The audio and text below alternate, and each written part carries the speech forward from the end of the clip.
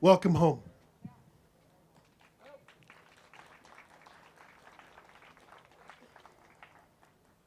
My name is Nolbert Chavez, and I'm your host and MC today. I want to start out with land acknowledgement. So if you'll center yourself with me as I read through this. As we gather today, we honor and acknowledge that the Auraria Higher Education Center is on the traditional territories and ancestral homelands of the Cheyenne and Arapaho nations. This area was also the site of trade, hunting, gathering, and healing for many of our native nations, the Lakota, Ute, Kiowa, Comanche, Apache, Shoshone, and others. We recognize the indigenous peoples as the original stewards of the land, water, plants, and animals who called this place home. As these words of acknowledgement are spoken and heard, the ties that these nations have to their traditional homelands are renewed and reaffirmed. Let us acknowledge the painful history of genocide and forced removal. We respect the many diverse indigenous peoples still connected to this land on which we gather. We pay our respect to them and give thanks to all the tribal nations and the ancestors on this place. I want to start by welcoming a few of my fellow Board of Regents whom we just concluded our meeting. And let me start with the chair of the board, Jack Kroll. Give a wave, Jack. Jack represents the 1st Congressional District and the home of CU Denver.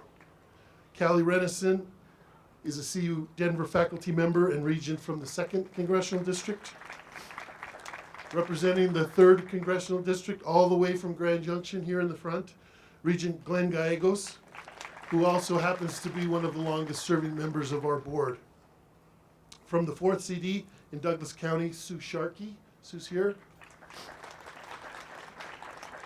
Chance Hill, who represents the 5th CD and lives in Colorado Springs, was joining our meeting remotely, and that's why he's not here. Alana Spiegel, where's Alana? There she is. She's representing the 6th Congressional District and the home of the Anschutz Medical Center. We have 2 statewide elected officials, elected regents, Leslie Smith and Heidi Ganal. Both are here.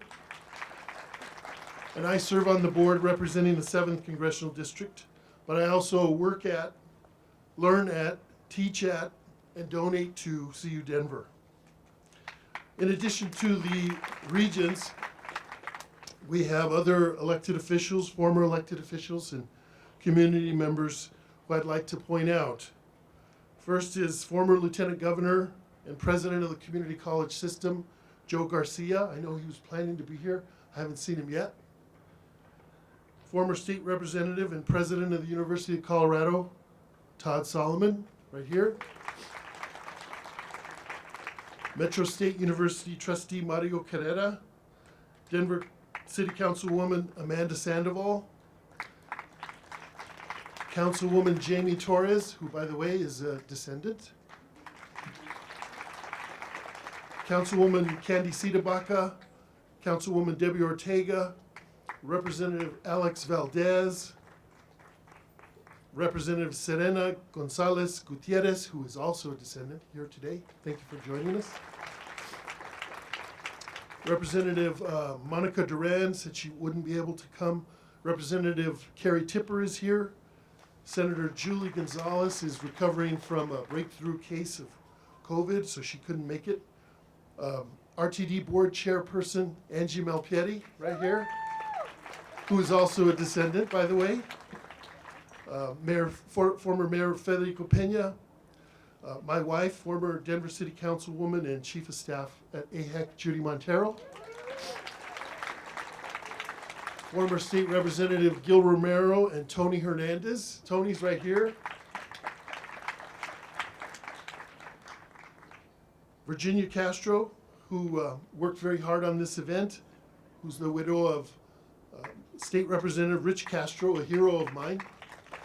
And Speaking of heroes, my dad is here as well, Arnold Chavez. Milo Marquez, Executive Director of Clado. He put together the flyer many of you saw. Anna Jo Haynes, is Anna Jo here? I know she was planning to come. She's a descendant as well. And a very special guest, former State Representative Selena Benavides, who I'm going to talk about a little bit later. And I want to recognize our most valued guests, really, those who called this neighborhood home, who were forced to leave this place and their homes. And many of you brought your children and grandchildren, and in some cases, maybe even great-grandchildren. Please stand so we can recognize you.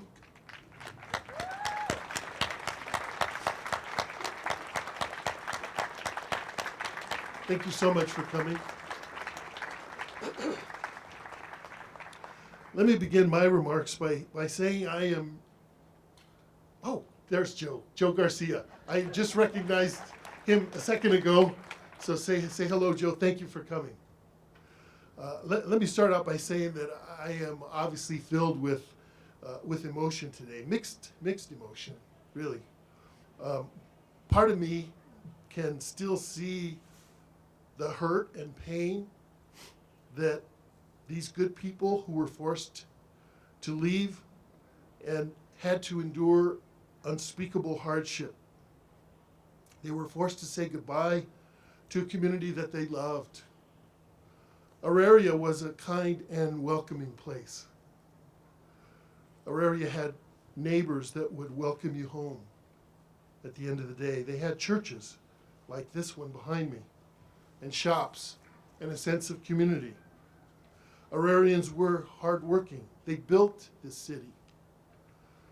And that all changed after the flood of 1965, when the city, the state, the Supreme Court, the voters of Denver, and even the church itself turned its back on this neighborhood in the name of progress and urban renewal. It's enough to break even the hardest of hearts. But promises were made. One of those promises included free tuition for children and grandchildren. I understand that promise was not even written down, though, which is part of the problem. And that meant that students who wanted to take advantage of that were subject to whatever policy the leadership of the institution was using at the time. Some students were mistreated. Many were forced to jump through hoop after hoop, designed to make them tire and give up, while others were simply denied. But in 1994, State Representative Selena Benavides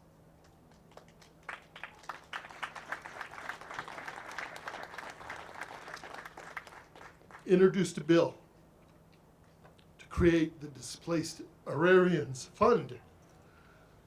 She asked for $100,000 to create the fund to keep the promise made in the early 1970s alive.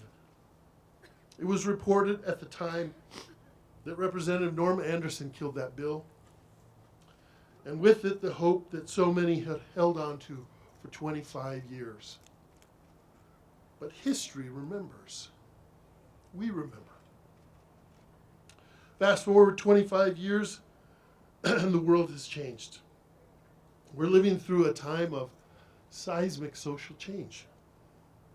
Campuses around the country have been transformed from reinforcers of elitism into engines of social mobility.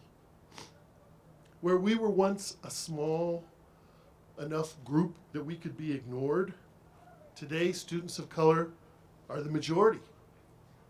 Demographics is destiny, as I like to say.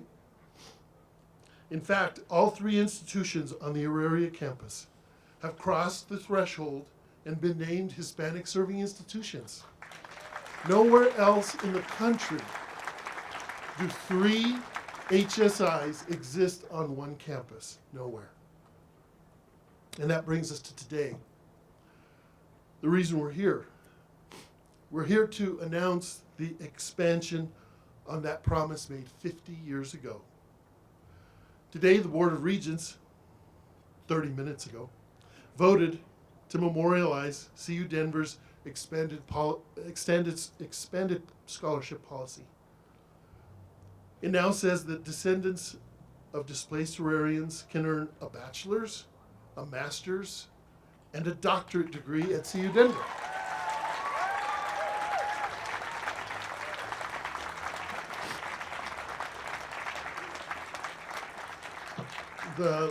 The limitation that had been in place prior, the limitation on the number of credits has been removed.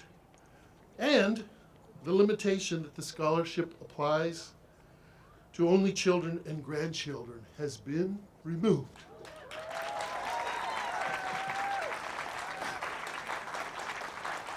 This means that the scholarship will live in perpetuity. Furthermore, future campus leaders can expand on the scholarship, but they cannot limit it without the president of the university and the Board of Regents agreeing, and that ain't gonna happen. The trustees of Metro State University have memorialized and expanded their policy as well.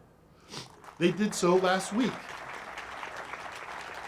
And just yesterday, the president of the community college system, Joe Garcia, threw his support behind the expansion of CCD's scholarship as well. Thank you, Joe.